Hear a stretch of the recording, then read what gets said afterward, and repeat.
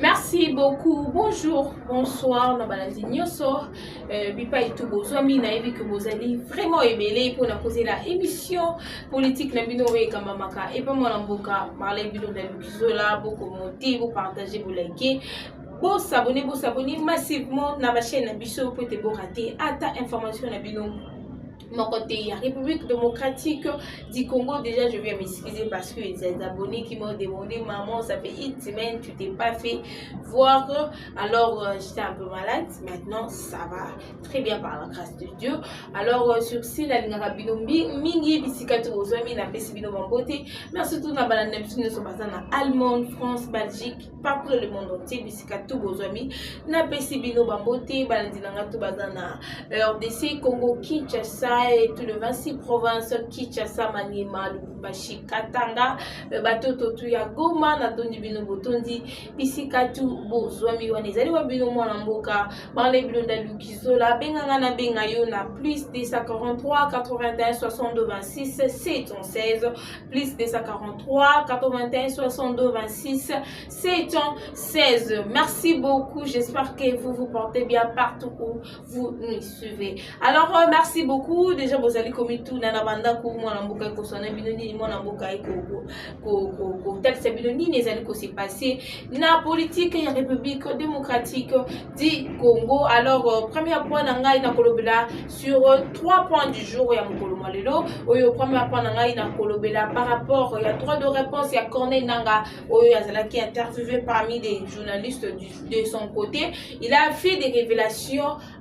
Qu'est-ce qui lui a poussé à aller dans la rébellion en République démocratique du Congo. Et puis deuxième point par rapport il y a refus, il y a gouvernement congolais pour participer à la 46e conférence ministérielle, il y a francophonie où vous allez que c'est passé le niveau il y a Kigali et puis pour en finir Makambo était le Qatar le lot de moni représentant il y a Qatar a allé que siéger dans mon colombo le niveau il y a Kigali.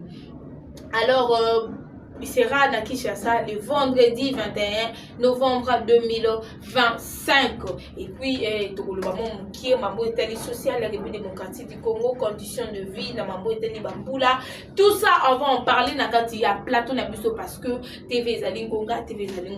Merci beaucoup. Tu continues déjà dans il y a actualité politique Nabiso. Il y a Mokolo Malelo, Oyo Nalobi. Premier point, Nangaï, Nakolobela par rapport, il y a trop de réponses. Il y a Messi Corneille Nanga, poser qui est ma question et pas journaliste. Le sujet à débattre sur son plateau était que pourquoi M. Corneille Nanga a kendaki na rébellion.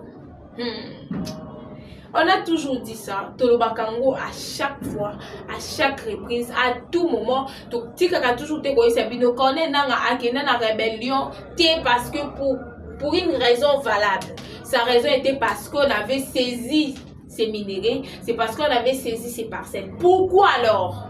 Parce que c'est que Corneille Nanga oublié de dire la vérité. Que non, pourquoi Bakangaï Babilokwana? Corneille Nanga nous a menti.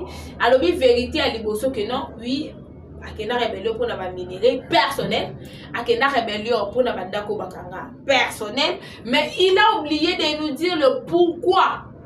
La rébellion. On va vite comprendre, même la journaliste ne pouvait pas aller dans la profondeur parce que déjà Azana Goma, déjà Azana Mabeli Ananga, sinon elle risque aussi sa vie. Même Biso la journaliste nous arabes, Soko Yambi, ok, na plateau ya Moupaya ya Moutou, peu importe ce que tu as un peu de limite parce que tu risques ta vie.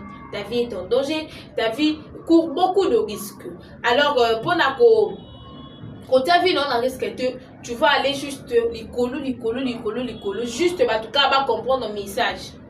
Alors nous les internautes te comprendre le message parce que nous on savait déjà que Corneille Nanga kenda pour la minerie. Les problèmes avec M. Corneille Nanga et le président Félix Tshisekedi, Ezali Mambi élection de là il dit faux et archi faux. Les problèmes c'était comment? Déjà il est parmi les gens Oyo Yobasunga qui chef de l'État. Kosunga été mais côté main de la main pour que Babengana Kabila la pouvoir parce que même Corneille Nanga c'est voyé qu'avec Kabila il va jamais travailler avec Kabila il va jamais aller dans de grandes institutions coalition avec Kabila, il sera coincé. Parce que nous tous, le régime à Kabila Zalaka. On le connaît très bien. Comment fonctionnait le régime à Kabila. Alors, en sachant tout ça, il a voulu maintenant donner sa main à une personne qui a la capacité. Il y a que ceux qui m'ont dit moi aussi j'aurai ma part. En oubliant qu'il était aussi parmi les voleurs des minéraux de notre pays. Parce que le ministre, même aujourd'hui, le ministre, les députés, les autorités, Oyo de Bazabongo, Bango Baza parmi Bato Bazoyi, Baba Minéré, Yambo Canabiso, on des autres, je vous dis. Bazali parmi Bato Baza pour exploiter Minéré Nabiso, Nandenga Mabé Bazo travailler en collaboration avec étrangers. Ils sont nombreux, Bamsou Baza Congolais des pères et des mères, Bamsou Baza Congolais des pères et des mères, mais on est dans ces problèmes-là. Alors, Corneille Nanga, il a vu tout ça, il a compris tout ça. Ce que lui, il voulait, c'est quoi? Aider le président Félix. Il a causé à Nini Kolongola, Kabila na pouvoir. Et après, Kolongola Kabila na pouvoir, le président de Félix, c'est le pouvoir que tout le monde doit dire la vérité. C'est le pouvoir que 1 reste 1, 2 reste 2. A reste A, B reste B.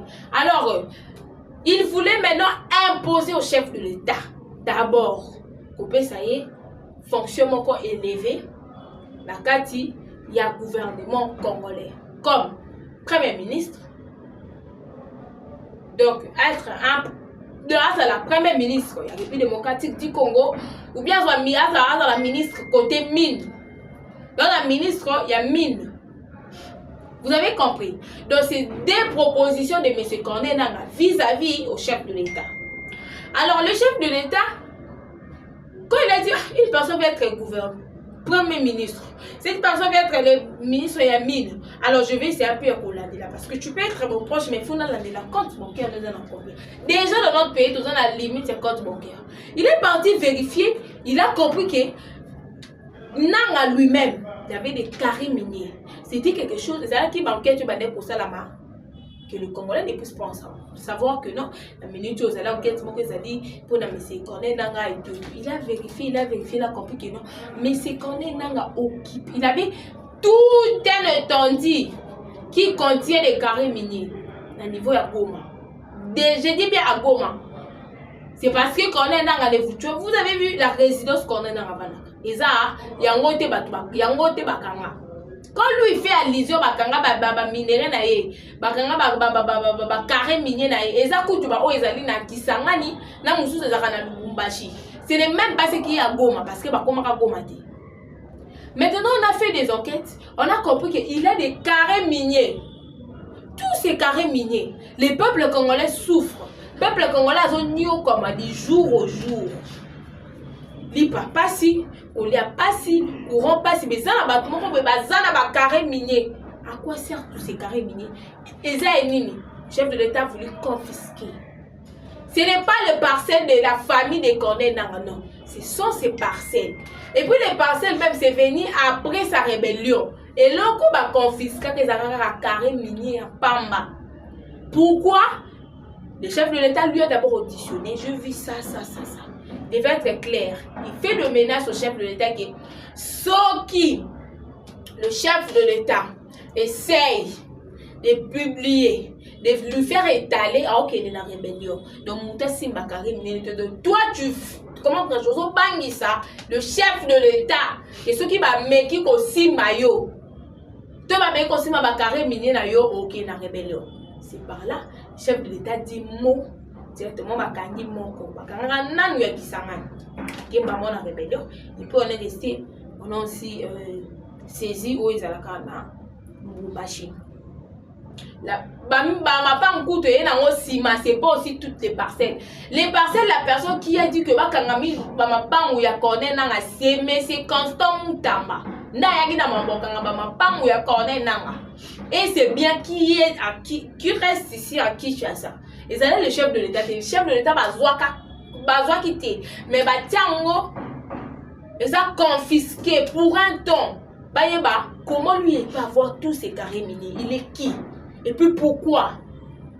Donc, un soi-disant Congolais a accepté tuer des millions depuis Nangakei Rébellion. C'était en 2000, si j'ai une bonne mémoire, ça peut être 2023, 2022, 2023, si j'ai une bonne mémoire. Depuis Nangakenda, combien de millions de gens, des milliards même, des milliards de gens ba koufi pour nani pour corner nanga ba kanga ki ba carré minier na ye, pour ba kanga ki ba mapangu na ye. Vous avez compris là où part notre pays? Donc si on a mis tout na kabato ba vana ba lobaka nanga yakana yo nanga, est-ce que vous imaginez déjà avant de parler il faut de fois au vent de mituni pour nani nanga kina na rebelle. Déjà il faut yebale pourquoi Cornet n'a pas na rébellion. Et ça parce que bakangi ba carnet minier ya yé personnel. Et ça c'est que ça l'état est l'autre côté, l'état a du quoi bato kanga plan na na rébellion. Non, les carrés miniers, il est qui pour avoir des carrés miniers? Il y a personne dans notre pays qui a des carrés miniers. À part Kabila et Zalaka en cachette. J'ai dit bien, personne n'a le droit d'avoir des carrés miniers. Personne dans notre pays. Pour Yazanani, pour Zanabakare minier. Il est qui? Parce que le pays appartient au peuple congolais. Même le président de la République ne peut pas. À coquet terme. Vous montrez la Belgique, non? Les longs familles du président. Bazola de la compte bancaire d'abord. Vous devez savoir que dans tout le pays, c'est pas les fausses informations. Dans tout le pays, ils ont un montant limite. Je dis bien dans tout le pays. Tous à la cas, montant limite à ma compte bancaire à bateau. On a battu sur aux 5 comptes bancaires parce que azo kabola. Déjà dans notre pays, quelqu'un ne peut pas se déplacer avec 10 millions. Jamais. Est-ce que vous avez dit c'est Willy Bakonga Bakanga et Poani? Au-delà, au biloba, le babatubaluba qui non a yibi a détourné. On avait arrêté pourquoi? Pour habillement en boca avec 14 millions. Ils avaient 7 000 yaye, 7 000 ya moins naïe. Mais le rôle est bimi na compte bancaire naïe. C'est trop. Dans notre pays, on se déplace pas au-delà de 10 millions. On va vouloir te poursuivre pour qu'on bimi na mbonge belé. Ce qu'on a, j'ai dit mais dans tous les pays, ils ont un montant limite. Oh, compte bancaire à Moutsuka, autant. Je vais vérifier les chiffres pour notre pays. Je viendrai vous dire. Non, il y a des chiffres. Oh, il y a des chiffres limites dans le compte bancaire. Il y a au moins à cause de 50 comptes bancaires. Des gouverneurs ou des ministres. Il y a des comptes bancaires rebellés. À côté, un peu comme on a été. À côté, ça va comment différent pour voir les. Mais juste pour équilibrer, on a eu qui a qui mouibi. Normal, même les grands commerçants, compte bancaire mon côté. C'est une façon de se protéger. Parce qu'une fois on t'arrête avec le montant où ils allaient au-delà, il y a au gouvernement aussi, il faut pas tout nous en on ni pose un bon même le chef de l'État est un bon niveau, un bon est-ce qu'on y pose un bon. Tout pays a une loi. Donc tout le monde doit exécuter. On a toute une loi que tout le monde doit exécuter. La loi est ébellée. La loi est makambo etali montant ya banque. Makambo etali déplacement. Demandez aux Arabes, on est tous surveillés. Tous sauf personne, même le chef de l'État. Tout le monde est surveillé. Ceux qui sont mis au pang, baroyeba. Si on fait aussi compte bancaire, on a 12 heures juste, on a 12 heures 00 secondes. Une seconde. Bah, il y a un tel auto font sa compte bancaire. Ceux qui ont le moins dans le banc, si quoi, qui ont le banc, bah, quand il y a un tel citoyen congolais, peu importe où on a qui souka, bah, il y a bio. Donc, quand ça que non, bah, il y a nous tous on est surveillés. Tous nos mouvements, on a bah, quand il y a des gens, bah, quand il y a des gens, on nous surveille. On ne peut pas venir vous dire comment est-ce qu'on nous surveille. Mais tous les Congolais doivent mettre dans sa tête que on nous surveille. On est tous surveillés. On est tous surveillés. Pas service ou avec service de renseignement. Mais je ne peux pas venir vous dire ici que non, bah, surveiller à Kabiso Boé, les Aranelo Kobo. Jamais. Mais Boé, bah, qui vous a surveillé. Alors, mais c'est qu'on a Nanga, selon la raison valable. Moi, j'attendais que Nanga soit le bac. Non, Moni, bah, bête qui maman Nanga, toi, peut-être, là, peut-être, on peut comprendre, hein. Parce que si on touche même à ta mère, peut-être qu'on sait perdre. Tu peux dire que non, bah si qui maman n'a peut-être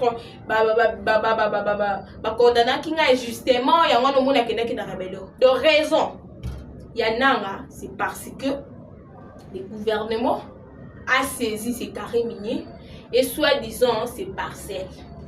Les Congolais, c'est cette personne que vous attendez quand vous libérez Bino. Moutou est capable de combattre des milliards de gens pour des simples biens matériels. Pour des simples biens matériels. En tout cas, même les bureaux noirs, je vois maintenant qu'ils ont un bateau, comment la maladie mentale. Comment la maladie mentale. Les autres, c'est la bureau noir à Koloba, Makamba Nanga. Nazo Zela Koloba, Nabiso que oui, quand même, Nazo Zela. C'est pour vous faire comprendre que non. Dieu l'a étalé. Tu comment tu as su qu'en était yémoko, tu as tout niété, tu pas bien ce qui peut, tu pas ce qui passe à la permission, on a été yémoko, il a parlé ouvertement. Si qu'on vous voyez, bah ni netinda qui est. Allo Baba Dirouana, qu'est-ce qui lui a poussé? C'est parce que à mon que je suis arrivé à la fin. Na komi na souka, il y a plein de ma bé. C'est parce que côté Mamba Qatar, ils ont qu'elle n'est pas allé qu'elle Nathalie Koto, France a la cima RDC, Nathalie Koto États-Unis, Nathalie Koto Qatar. Si on a battu, je vais aller où Nakima wapi. Le bataille garçon n'a qu'elle wapi. Nanga maele suki abina banana ko se dévoiler hein. Pour en était temps au Kenya na rebelle le bakata que non te bosom c'est nga bakari minye na nga au Kenya na rébellion. Tu essaies de tuer tes frères, tes sœurs parce que nanga étranger té. Moi j'ai toujours dit m'talo bakate que nanga étranger. Nanga étranger té c'est un Congolais. Donc un Congolais qui accepte de tuer ses frères, ses sœurs, ses mamans parce que tu as une maman, tu as un papa aux dans la famille. Pour la nini, pour jouer ma carré minier. Non. Non, l'élite. Non, le but la vérité. Tu as dit que la vérité, c'est ça dans mon thème. Il faut y aller, c'est plus que mon affination est en cabine. Des locaux, bis de tous les lapins, moi, là. Tu as que mon ignorance sur la salle qui a nous est volonté. Tout le monde y a comme une attaque à tout bella.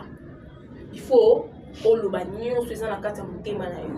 Au peuple congolais, on libère na yo té. Kumado c'est la nina le peuple congolais on libère jamais. Ali bisa question biso de to libère ala mu c'est la biso bato nyoso ya boma de quoi que na rébellion. Ba la mu ki ba sekui. On peut biso de libération. So ba aussi quoi té, biso peut de libération. Mais biso dans pour ça là, oyebisa biso suko qui est derrière toi. Qui est ton porte-manteau? Qui est ton porte-manteau na minute oyo? Qui est ton porte-manteau? Tout ça, on a posé des vérités ou on est bima.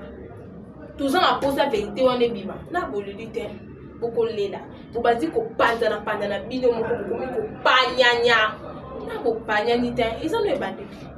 Et puis déjà félicitations à nos léopards parce que on comprend. Tu sais de mon mboka so besoin na président lingi mboka. Tala, mambo musu se bandoko na mboka. Bino moko na bolba non. Ils ont pour la président. Bon, et puis mambo et léopard à ça là, ceux qui ont absolument eu bâtiment comme on peut tout ça dans la base. Ceux qui canent, ceux qui chantent, oh et au bête Égypte. N'a pas qui pour tout au coco bête des pour tous à quoi. To comment bête à bango. Imagine. Oh puis ça moi pas comment on a tout ça. Eh non temps on a match té. Non temps à tout la match na fier nyonso na lo lendo nyonso que to ebiki. Non temps match pour to gagner. Vouloir ou pas te gagner. Basali nyonso ba corrompre, basali se mettre là, c'est que tu y a qui peut t'habiller. C'est grâce à qui? On a quel président maintenant? Tala. Ceux qui nous ont bâti des libino, un envoyé. Moi je vous dis, il va accomplir tant qu'il n'a accompli une mission a été enquêtée. Parce que tu sais, c'est l'élection en 2028. Vous avez fait l'élection avec qui? On accepte de donner 1 million. Tout ça, c'est là maman qu'on est dans le loba. Moi, j'ai dit, bon, puis ça t'a chassé même à 2 millions. Parce qu'il mérite. Bon, on va y bakuna. Mais ça, bon, Annie. Attends, on va ça dans le lot. On va ça dans le lot. Déjà, pas tout ça dans le lot. Déjà, j'espère que le message est passé à tous les internautes, à tous les abonnés, à tous les gens qui soutenaient Nanga. S'il vous plaît. bino moko yoki bino moko bo comprendre eza biso te batu to bimisi yango eza biso te batu nde to bimisi nanga na monoko to toyena ba fausse information toyo koloba kama kamunanga alobaki toyo siko ko classer bino po ya bandoko koloba bien te biso siko toyo ko talisa bino ngo qui est nanga réellement de notre pays musala nini batindela musani nanga zo kosala na mboka oyo tolingaki kaka bo comprendre pour que mutema na bino ekita. J'avais dit deuxième point na kolobela par rapport il y a refus. On a dit la RDC refuse d'envoyer le gouvernement congolais à participer à la conférence de la 46e ministérielle de la francophonie qui se déroule à Kigali. Moni Bachela Minene, l'obélé lokoyo, comment est-ce que le chef de l'État peut refuser, comment est-ce que le gouvernement peut refuser d'envoyer le ministre à Kigali. Donc, les ministres de la RDC quittent la RDC jusqu'à Kigali. Vous pensez qu'à tout ça, vous pensez d'abord quel risque de courir. Les lots, Kagame, à se comprendre que ma plan a une so ba bien. Kagame a comprendre que komi na suka. Kagame vraiment komi na suka ba pena na suka. Au moins ndenge ba minere ndenge nyonso zo zonga na maboko ya RDC. Kagame so mona yango. Après bozu ba ministre na parce que vous devez savoir. Si mukolo yeso akozongaka. Si mukolo nzamba ko kitaka na mokili. Rwanda ne va jamais aimer la RDC. Je dis bien jamais. Je dis bien jamais. Alors, tout le monde, tout le ministre de Bisso, tout le monde est Kigali. Tant que la francophonie est belle, Salamaka. Quelle est la délégation ya Kigali ou ya kana RDC? Butangina. La francophonie et ça la macaïsa que donc Kinshasa cette fois-ci nous avons ça là. Bon mon délégation rwandaise déjà à Kinshasa. Tu n'as RDC. Ils ne viennent pas. Alors nous on va partir faire quoi? La réponse est claire. Les histoires ça se voit clair. Que non. Moyen tout ça ma coloton franchir ma colonne biso place wana ezate. Moyen biso to comme ma place wana ezate. On va pas arriver là-bas, on va pas aller. Tout que de kosala nini bango batu baba kolo poison pour déposer les bons na ba jeep na bango na ba tandeli bango coup ba côté la bango ngata na mati pour j'espère ba bisu ba mi kufe la kala Kigali ba mi zongele lipi ake sani ça se passe la RDC sur la télé donc on boya pété que non conférence on est ça la mana Kigali tété parce qu'ils allaient tout le monde ça la tour des pays africains alors française plutôt et ça la tournée pourquoi ça la tournée ce que quoi tout à Kigali biso donc la biso kate na mon pende quoi ya tourner biso Kigali pas ya kate qui commande pas ya kate biso pe moi plutôt que de paix exact c'est simple plus facile pourquoi vous allez faire ça en débat pourquoi beaucoup comme ça un problème les Congolais pourquoi beaucoup comme ça un problème les Rwandais déguisés on va pas aller toqueter avant toutefois, on a que dans le troisième plan, on a place là aussi là, à ça. Déjà, je félicite, je voulais d'abord commencer par féliciter notre gouverneur, le gouverneur Daniel Bumba, pour la musala mala mwazali ko sala, mais nanga ezali sur base nini, le gouverneur Daniel Bumba, ko sala sa banzela n'est pas mal. C'est une très bonne idée parce que tout un taux embouteillage des livres. Mais place biso ba congolais tout le monde les ali mabe. Place biso ba congolais tout le monde qui za mabe. Les ali place partout bon ça là. Et ça les tabandela mususu baba na ba ko ça monter. On devait déjà laisser ça comme ça. Ba oyo ba dès que si ndé sindika ba mbule zo la na bulu ko ba mbula ko. Ça la monter tout ça. Alors, on est devenu comme il a problème j'ai foutu. C'était à frontière.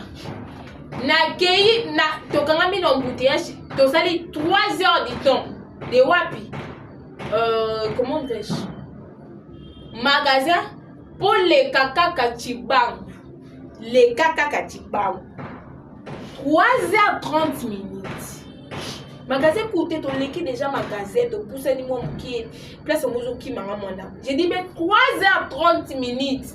Si ton 800 cynique. Poto les cana. Donc, c'est là on a couteau hein. Et ça la tongo, et ça la midi, et ça la poko, c'est là ils là-bas, dans le temps, on va dire là, les boules sont bâties. Imagine que bon, on va dire là, ce que le peuple a comment souffrir d'inondation. Population souffrir d'inondation pour ni pour bâtir mon lit, pour bâtir la là. Ce qu'on va qu'on a venir ça tout près, ils ont ciblé sur les conséquences. Et comme ils ont ciblé les conséquences, le gouverneur Daniel Bumba, tu as dit que ça la manga, c'est l'exo bâtir là pour protéger la Congo et si là. Mais papa est toye ba souti to lobani toye embouteillage tela tout so mbula te beti za 10 minutes apamba partout tondi donc là qui ça c'est on a la vada ra wapi de boza ka mfuvaze muzuru ne mai ko to nanda kuti oza mutu ase oza mutu ya wapi ko linda donc ba mapango so linda même na ba place oyo mo peno bi est-ce que na place oyo ba ko linda yo mo peno mi tuni obi place oyo ba ko linda mais ba dindi badindi pourquoi parce que fulu moni cause ya kodinda biso za fulu nakala système ezalaka ya ko récupéraka ba inondis nyonso donc ba fulu nyonso bazwi yango baki ko boka yango na fleuve mais eloko wani sala makadi susu ekufa ekufa alors population a comment boka fulu wapi bano babela ka matiti ata beleli matiti yemoko kongola ba matiti azwi mbongo suka nango so amoni kaka moi rivière moko mukebo azwi matiti yango atiki wana pour place au kerotika ngo ezala te iboso ezalaka kota veni ngiyo na shaba des places ba donc etika ba fulu comme ça mutu comme nene tango goya ezwi yango ki boko na fleuve mais lelo ezalaka lisusu te mwana fulu ata beleli matiti bote suka nango kaka place au mona kalamu to mo bengo kalamu amikie wana azwi fulu na yase babwaki suka nango tango mbule kobeta mai eza na place okende te mai komi limité et bande ozongela siko population nde tokomi kodinda alors c'est que nous on va vous demander tant que les Congolais to sengi au papa bozongisela biso bozwa ta lupango mobimba otiango unique mobayaka kotikaka ba inondis place wana bafulu et va dans la place wana comme ça va nous permettre que non mutu quand ça la uniquement pour la quoi que après 2 semaines et yé memi et qui ko boka na fleuve po boye ba fou les gens la place au Kenete ma ils ont la place au Kenete biso pe population pe dans la place au Kenete suka ngo do sali to komi ko linda donc bino mokasa o munika likolo yindi bugangi donc to komo senga nzambe yokela biso mawa ko beza mbula te to mbula ezalaka bénédiction mbula ezalaka signe ya bien mbula batutu balingaka mbula mais biso tozokoka suko supporter mbula te na Kinshasa tozokoka lisusu te donc soki kaka moi ikutu so ebimi ekomi poko te bika moi soki ekati na butu mbula ebeti tokomi kodinda sans audience tokomi do baveni ekomi nango do tout comprendre tout yeba tout kende wapi le gouverneur mais c'est Daniel Bumba et ces points là qu'il a biso solution quelle a biso solution papa nous allons poser tout le monde un changement pour ça la bandela c'est bien bon mais ceux qui foutent les gens la place c'est ok d'été bandela nous on les ni les sans effet ni les sans effet.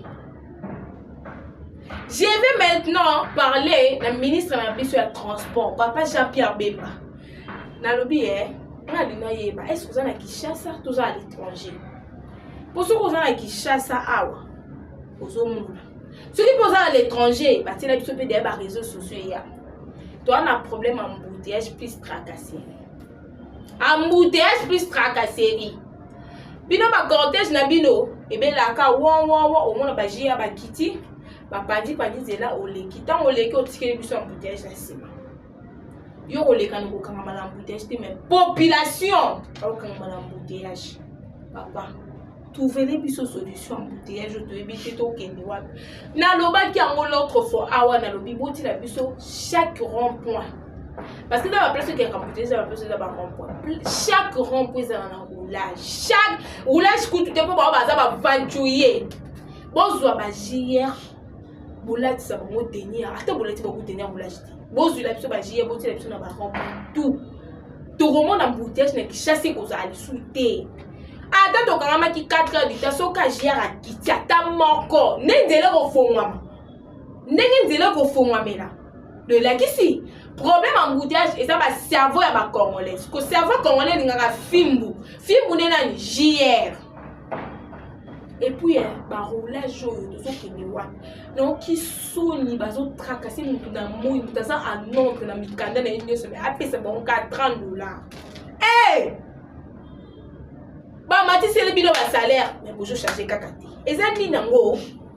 Bah, Mati, c'est le bilan de salaire, vous changer kakati, qui mouille. N'est-ce que bon, ça, la bonne année là, et qu'on crée un bouteillage. Et tani, bah, on te bon, et si tu vas en bon. Bah, comment on compte la gâte à Bami, tout cas? T'es là. Comme on a somba mutuka pour lever roulage ebele boka parti au pena bokoma mope moko pena nzamba kopesa nga mutuka roulage moko ka bungi peu importe ce que je serai déjà ngata na komi ministre na komi na côté mon cortège po nazo ba roulage mususu na ka nenga ba wolela kokota na kata ba mituka ba du au koti na kangi ba na matisi ba glace na bloquer mutuka ngana yo na ngamo na ketu ko ba betio pe na film pe na ka lufula comme ça et ko servir na leçon ce n'est plus normal mutuka eza yote mutuka eza mututu ozo se mutu mikanda tika ya pesa o mikanda calmement yo ozo kota na kata mutuka ozo ya ko luka nini so ayebi so $10,000 ne bungo futa. Tu as besoin de $10,000 et pas tant dans un ordre. Par où va créer farceur le coup. Oh, t'es au mécanisme en ordre maintenant. On a compris ça qui clientèle à gauche, il faut passer à la droite. Est-ce qu'il y a des gens qui habitent à Ibipo on a pensé que tu es à gauche? Donc vous avez dit que pourquoi tu penses que tu es à gauche? C'est au côté de la gauche. Donc pas que compréhension. Non. Samba sur beau défi ça m'a tamutuka intimement kaka. Pour quand dans zoka ba roulage. Déjà puis na beaucoup comme ça beaucoup mona ndenge mona na ba roulage musu na zela ba ça sous des temps sous ba kangata mutuka na ni plaque na ngoko ke mutuko ba simba hamuti. C'est le plus normal. Vous avez la capacité de kangela biso ba roulage na facilement. Vous êtes déguisé kako vous êtes musu na sima mutuka fumer. Oye wana kana ba nini ba place tout ba télé makaba mi baso ba sélection ka tout ça dans la promo embouteillage dans la promo transport passi. Bo ba c'est biso sous tracasserie. Non, jamais vu. Merci beaucoup, chers internautes. Toujours qui dépendent de la souka émission qui donne un point d'abus sur le Mambo Italie Qatar. Alors, Qatar, qu'est-ce qui se passe? La minute tout le monde est délégation. Il y a un niveau à Qatar déjà, ils ont un niveau à Kikali. Au Bakeli, sur la tête à tête, on a Paul Kagame, ils sont bien accueillis. Et là. Oui, le vendredi, ils seront à Kinshasa pour aussi parler avec le gouvernement congolais et puis le chef de l'État. Alors, succès, Mambo Qatar, moi déjà je ne suis pas partante parce que vous allez TVA, tout le monde a le droit de dire et puis de donner ses opinions. Vous allez que c'est passé, la République démocratique, tout le monde, tout. Azali na droit ya kopé ça, na l'opinion à l'État congolais. Moi, en état congolaise, je peux dire que je suis déjà contre cet accord à Qatar. Donc, je ne vais pas mettre trop de commentaires là-dessus. Bien. Bon, jusqu'à présent, il n'y a que 9%. Hein? 9% sur 100. Jusqu'à présent. Parce qu'il n'y a rien qui eux convainc déjà personnellement. Donc, on aura théâtre. Pour nous, on a des places films au souké. On a vu place film et souké là. Le chef de l'État aussi en dimaté pour les Congolais de Bazaraka. Les Congolais de Bazaraka. Alors, nous avons pour sortir un commentaire sur la montée de Zozo et la Kaka. Total, le chef de l'État, il est mieux placé. Il y a Boye, Bamabélé, il y a Mbo Kamé. Puis, ce que tu as dit, tout le monde a rappelé aussi. Vu que la ligne continue dans le Qatar, tu peux que ça me douter. Tu peux le rappeler de l'autre côté. Vous souhaitez pour vous la bonne chance. Si vous allez pour l'intérêt à Congo, on est d'accord. Si ce n'est pas pour l'intérêt du peuple congolais, nous là, on n'est pas d'accord. Nous là, on n'est pas d'accord. Merci beaucoup, chers internautes. Tokomina Soukaya émission na biso kandenge tolobaka TV Zalingonga. TV Zalingonga, pour commenter, pour partager, pour liker, pour s'abonner massivement. Le lina pour ça, non qui faisait déjà dans ma boucle ya ba wazalendo waza. Ça na ma boucle na bango. Alors, Bengana Bengayo na plus 243 81 62 26 716 plus 243 81 62 216. Alors, pour na kosu qui ça na mokolo molelo, na qui juste kakana lo basi un conseil. C'est un conseil à tout le filles, à tout le jeune fille, à tout le Congolais, à tout le monde que non, ne donnez pas confiance à tout le monde. Ne donnez, en réalité, on peut sa confiance à mon côté. Même quelqu'un de ta famille, même ton ami, même ta bestie, on peut sa confiance à mon côté. Le monde est méchant. Le monde est très méchant, comme vous le remarquez. Na boyi bolo ba kozalaka olobela mamba politique okela mamba musique ce qui y a banité. C'est un conseil. Les filles, les hommes, les papas, les mamans, ne donnez confiance à personne, donnez confiance à vous-même et à Dieu. Moni o eza secret na yo wana. O yo lingo sala wana, sala ngona yo moko na nzambe. Soki nzamba opinir yo, d'accord. Soki nzamba obola opinir yo, d'accord. Mais ne faites jamais de collaboration avec un être humain. Je dis bien, jamais avec un être humain. Je dis bien, jamais avec un être humain.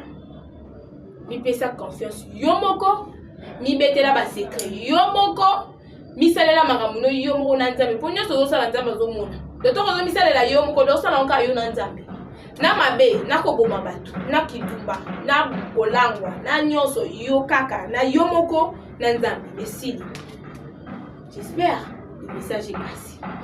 Merci beaucoup. Wadezalaki wabino mwana mboka Marley Bilonda Lukizola. Bengana bengayo na plus 243 81 62 26 716 plus 243 81 62 26 716 la bosanité de quoi sani na sima ya caméra. Je vous aime beaucoup. À nous revoir à la prochaine numéro. Merci beaucoup.